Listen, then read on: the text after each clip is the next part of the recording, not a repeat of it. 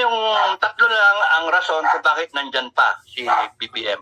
Wala nga ginagawa dyan, walang magagawa dyan yung kanyang mga kaalyado. Walang magagawa. Because again, it is the taong bayan, di ba? Yes. Pagka nagpunta si Tatay Digong na PI, labas na, punta na siya. Kaya alam mo ba nandyan lahat ng tao? Pupunta na. And then what will happen? Sa dami ng tao, milyones, anong gagawin? Di ba? Tao. Susunod kay Tatay Diggs. Pangalawa, si Sara. Hanggat sinasabi na Sara na bigyan ng pagkakataon si BBM, nandiyan pa ang unity. Do you think pa magyayari yung kay Tatay Diggs? Hindi. Kasi nandiyan pa si Sara para pagbigyan ng pagkakataon, nakikinig pa siya, binubuhay pa niya yung unity team. Diba? Kahit masama yung loob, ayoko sabihin na talagang masama loob, hindi ko siya nakakausap ha. Ang sa akin, nakikita ko, nakakasama ng loob naman talaga yon. Yung tatay mo nagpalibing nung tatay niya. Tapos ikaw, all out ka, suporta sa lintik na yung kumpanya na yan. May pasweetams pa kayo na red and blue. Nagaganon-ganon pa kayo sa mga picture-picture, di ba?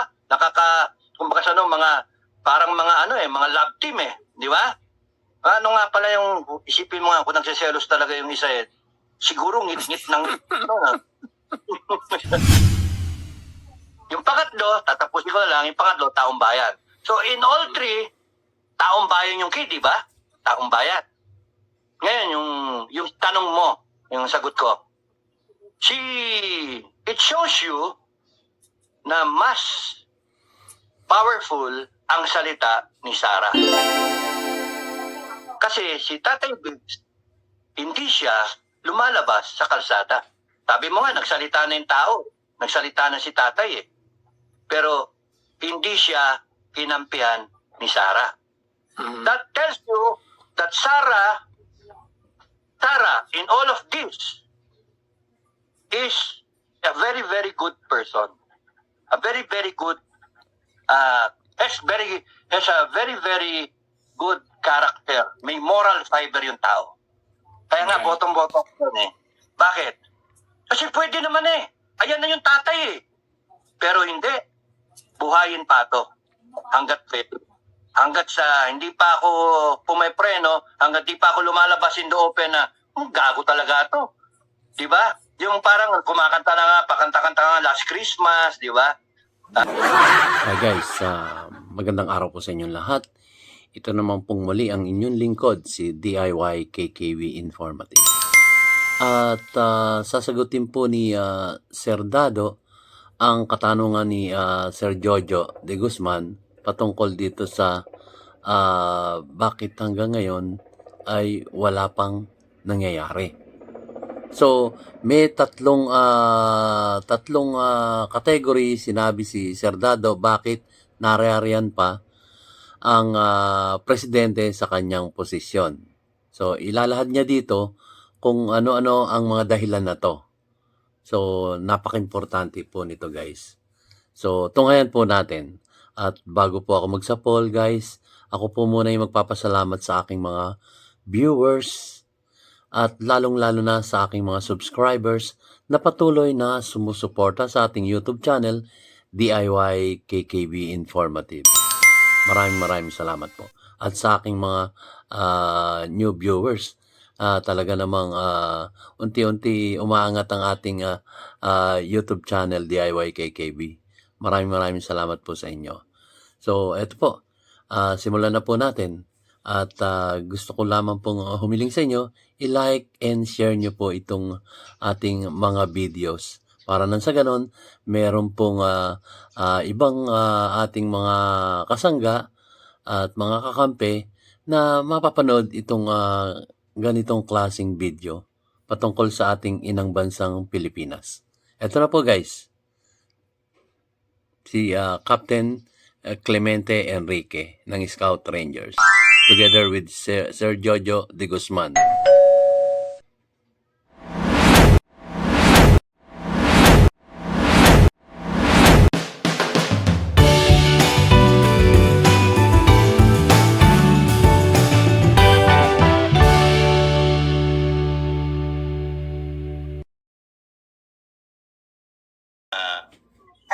tatlo na lang ang rason bakit nandiyan pa si BBM eh. Una, tatay ni Sara, si Digong, Tatay Diggs. Alam mo, pagka tumayo si Tatay Diggs, tumayo siya ngayon, ang kalsada, wala ka Full susunod force. yung mga tao. You mean full out, full force. Ganun. Kunyari si Tatay Diggs, kunyari lang ayoko baka mamaya gawin na namang ng ibang tao eh. Pag-analyze tayo. Tatlo lang ang rason kung bakit nandyan pa si BBM. Wala nga ginagawa dyan, walang magagawa dyan yung kanyang mga kaalyado. Walang magagawa. Because again, it is the taong bayan, di ba? Yes. Pagka nagpunta si Tatay Digong na PI, labas na, punta na siya. Kaya alam mo ba nandyan lahat ng tao? Pupunta na? And then what will happen? Sa dami ng tao, milyones, anong gagawin? Di ba? Tao. Susunod kay Tatay Diggs. Pangalawa, si Sara. Hanggat sinasabi na Sara na bigyan ng pagkakataon si BBM, nandiyan pa ang unity. Do you think pa magyayari yung kay Tatay Diggs? Hindi. Kasi nandiyan pa si Sara para pagbigyan ng pagkakataon, nakikinig pa siya, binubuhay pa niya yung unity team. Di ba? Kahit masama yung loob, ayoko sabihin na talagang masama loob, hindi ko siya nakakausap Ang sa akin, nakikita ko, nakakasama ng loob naman talaga yon. Yung tatay mo nagpalibing nung tatay niya. Tapos ikaw, all out ka, suporta sa lintik na yung kumpanya na yan. May pasweetams pa kayo na red and blue. Nagaganon-ganon pa kayo sa mga picture-picture, di ba? Kumbaga sa parang mga love team di ba? Ano nga pala yung, isipin mo nga, kung nagsiselos talaga yung isa siguro ngit-ngit ng Well, anyway, kasi yung mga picture, marami akong picture na kinolekta ko sa net. Tapos I made a Facebook page out of it, no? Yung post. So, pag hanggat sinasabi ni Sara na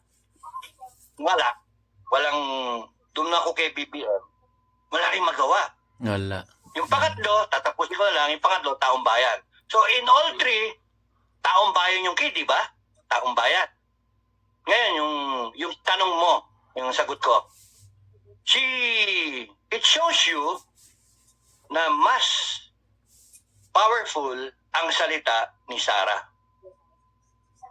Kasi si Tatay Diggs, hindi siya lumalabas sa kalsada. Sabi mo nga, nagsalita na yung tao. Nagsalita na si Tatay Pero hindi siya kinampihan ni Sara. That tells you that Sara, in all of this, is a very, very good person.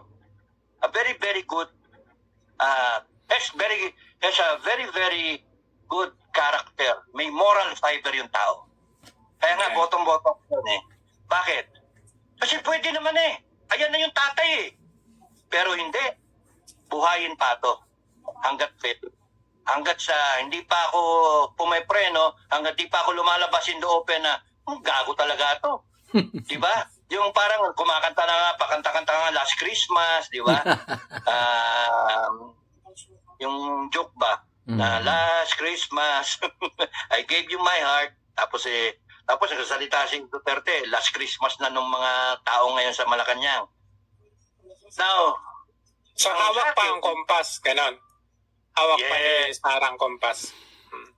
Kumbaga sa pinapakita ni Sara, she is a person na may sariling karakter. Iba yung tatay niya, iba ako. Di ba? Hindi ako na magpapadikta kahit kanino. Tatakin ko yung sarili kong destiny. At yung destiny, with it, priority yung Pilipinas. Kita niyo yung nagsalita na si Digong, tapos maraming military men na retired na papanig sa kanya, nagsalita ibang mayor, pwede na nga hatiin Ano nang ibabaw kay Sara? Hindi ko siya nakakusap, pero ina-analyze lang natin. Ang sa akin, sa tingin ko, niya, buo sana yung Pilipinas Di ba? Wag na muna. Tignan natin kung pwedeng unity team. Because that will, yung message doon is, baka makuha natin sa maayos. Di ba? Kung baka ano, that tells you na malamig yung ulo niya, yung cool na cool, di ba? And yung ano siya, basta ayaw niya nung may masasaktan, yun yung dating sa akin. Pwede na nauna bahala na. Ibig sabihin, calculated siya. Alam niya yung ginagawa niya, alam niya yung barahan niya, alam niya kung paano, no? Alam niya kung paano. That's why, I believe she'll make a good president. Yun yung tingin ko to. After saying all that, I think she will make a good president. Now, may pag-asa pa si BBM dahil sa nandiyan si Sara. Now, ayusin niya, huwag mo pastusin yung tatay. Ayusin niya. Kasi alam mo, bastusin man yung tatay, abay gago ka, saan ako lalagay? Pinipwersa mo, akong kumilos, laban sa'yo. Ganun lang yan Hindi natin alam kung... So, sa tingin nyo po yung ICC will be the triggering point or meron pang ibang mas mabigat? Pwede. Kasi pag ganun kasi yung administrasyon hindi, oo, tapos may pumasok, makausap na, nandun na sa Malacanang, so hindi maintindihan ano ba talaga. Kaya nga pwedeng trigger yung ICC, pwedeng hindi, pwede yung Congress ang trigger. Pero ang nakakatakot dyan, Jo, no? If you will analyze ito, nakakatakot dyan. If there are so many potential na trigger, parang highly explosive situation. Hindi lang, di ba yung isa lang na trigger, natatakot ka na Parang pag sinindihan mo, wala, sasabog na, di ba? Pero yung, ang dami-dami, ibig sabihin, kundi lang 3 bariles ng TNT yan Sindihan mo yung oo, grabe. Pagka yung tao sumabog, ay grabe yan. Grabe yan. Ay, alam mo yung tao ba ng 1986 noon? Yung tao humarang sa tangke. Di ba? From the point of view ng mga pare at madre at saka yung mga taong bayan na tinutulak yung tangking ganyan, nakatulak na ganyan, may hawak na rosaryo, it was a miracle from their point of view. From the point of view of the military men, there was no order. Nasagasaan sila. Walang order. Ba't ko masasagasaan yan? Yan yung nagpapasweldo sa akin. Di ba? So, dadating yung point na yung sinasabi ko, 3 barrel o 10 barrel na TNT, pagka night yan. So, pwedeng kahit alin trigger dun Pwedeng SMNI nga pwedeng yung mga vlogger. Pwedeng kahit sino pwede na maging trigger o yung situation. Ang punto, Malacanang, bakit nyo papabuti sa ganon? Bakit nyo Kaya nga, kung pwedeng ayusin or kung pwedeng Nung pa yan. magbago. Pero Nung pa siyempre yan, ang yung tanong ng taong aayusin, bayan, dapat magbabago na pa kaya inayos yan? na, Parang nung pa. ganun ang- Dinadagdagan. Sorry pero ako sagot ko hindi na. You know why? Hindi mo kayang baguhin ang character overnight. Kaya, Example, anong tawag mo to sa taong pinalibing yung tatay mo? Tapos nun, papakasuhan mo sa ICC, papabayaan mo, papahuli mo. Di kaya, ba walang yung tao yun? walang yata Di ba? talaga.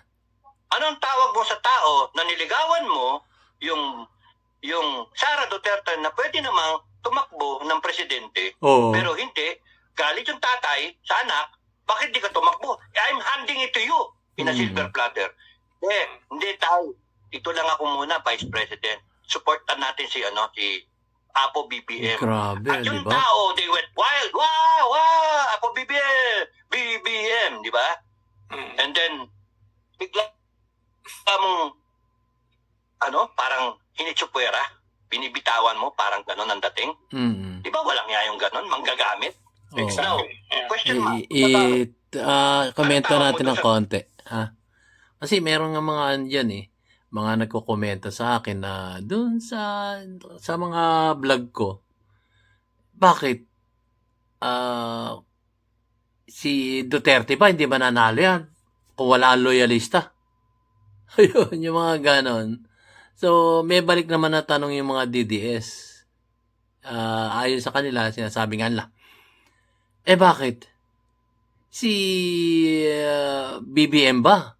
Mananalo kung wala si Sara. Yun ang mga balikan tanong doon eh. Yun ang hindi na naiintindihan at hindi sinusuri ng ating mga viewers kung magkokomento sila, dapat iisipin nyo rin guys. Kasi may mga balik kasi eh. Kagaya nun, yung isang nagkomento doon sa Marcos loyalist. Hindi mananalo yan si Duterte kung wala ang mga Marcos loyalist. O kung balikan nga, ito nga ang balik nila, hindi naman mananalo si BBM kung wala si Sara Duterte. Di ba? Kaya, suriin muna po natin yung ating ikukomento bago tayo mag-type. Kumbaga yung sinasabi nga, think first before you type your comment. Ganun po. So, ituloy po natin. Kaprasong komento lang po yan dito. Meron kang Vic Rodriguez na kasama mo. Ang tagal-tagal na. Di ba ginamit mo lang? Kasi binabayaan mo rin. Di ba? Sandali lang ha. Gulo yung aso eh. Kung ka dito, nagagalaw eh. Ayan. So, Pinalitan ng mga dilawan eh. yes. So, anong tawag mo sa ganon? And anong tawag mo sa tao na hinahayaan yung pinsan mo naggaguhin lahat? O yung asawa mo na yun yung question mark kung mabe-verify pa yun kasi hindi natin alam, di ba? Pero connecting the dots, mas malaki yung timbang ng tao, tinimbang ka, ngunit kulang. Malaki ang kulang nitong tao na to. May diferensya. Tapos yung droga na sinasabi na Duterte na nagsabi na kasama siya sa listahan, biglang kinabukasan ang lumabas, PIDEA. Gago ka pala eh. Dapat presidente lumabas. Dapat si Yes. BBM ang lumabas. Nagpa-drug test dapat. Either nagpa-drug test siya o nag-sorry siya, the easy way out with humility. Yes, amin ko, pero that was a long time ago. Ganun matindi Hindi na magda-drug pagtao. test siya. Parang yung Gloria Arroyo, I am sorry. kay Garci. Pero hindi. It has to be PIDEA na parang sinungaling si Duterte. Nung nahuli siya sa interview, sinabi pa niya, fentanyl. Ang may problema si Duterte. Bangag si Duterte.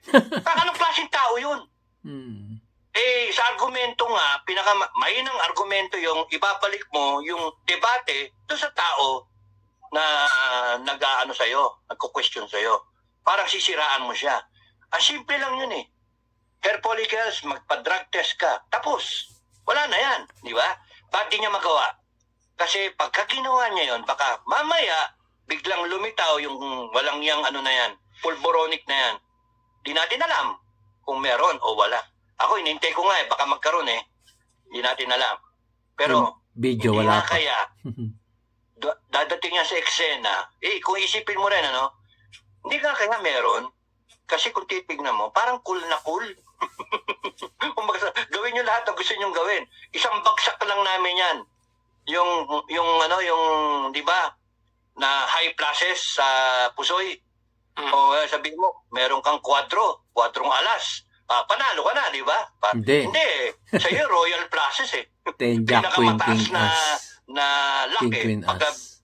binagsak yung pulburon video, kung meron man, yari. Galit ng tao nun. Di ba?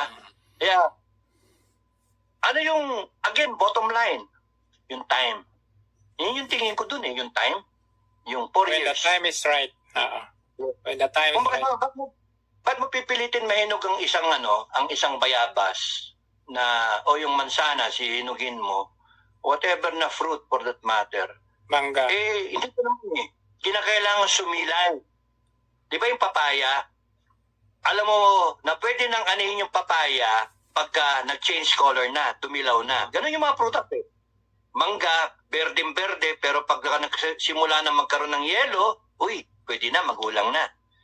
Ganon si Inday Sara. Hindi pa sumisilay. Kaya hanggang hindi sumisilay, may pag-asa ang unity. Ngayon, BBM, First Lady, Tamba, Congress, Senate, lahat kayo, pati mga secretaries, huwag niyong paabutin na sumilay, manilaw yung prutas. Yung pwede nang May pitasin. may hinog. And that's June 30. Yun After na. June 30, huwag kayong magkamali sa ginagawa ninyo. Ngayon pa nga, mula ngayon, sinabi ko nga, January pa, hanggang June 30, I am expecting you to do something right, to do something yung kakatuwa ng Pilipino. Ano yung kakatuwa ng Pilipino? Drug test. Isa yun, di ba? Tigil nyo yung tsa-tsa. Resolution 10. Napakasimple, di ba? Wala eh.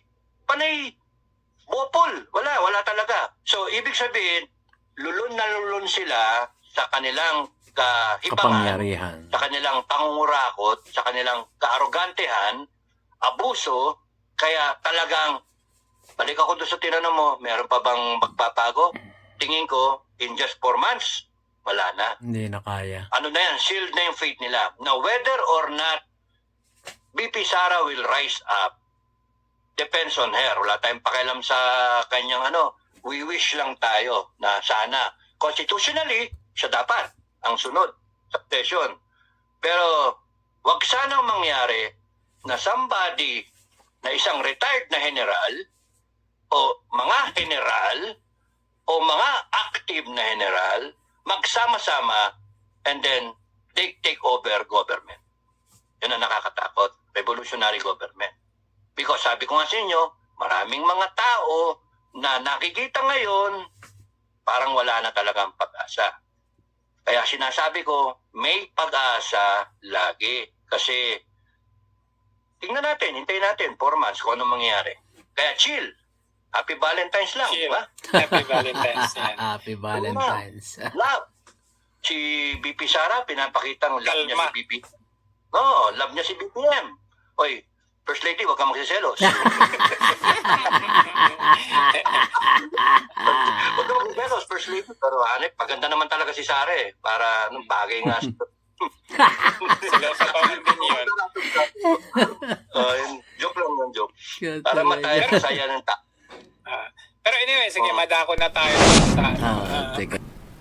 Ayun na nga po guys, natapos na po yung ating momenting video galing kay sa inyong abang likod, si DIY KKB Informative.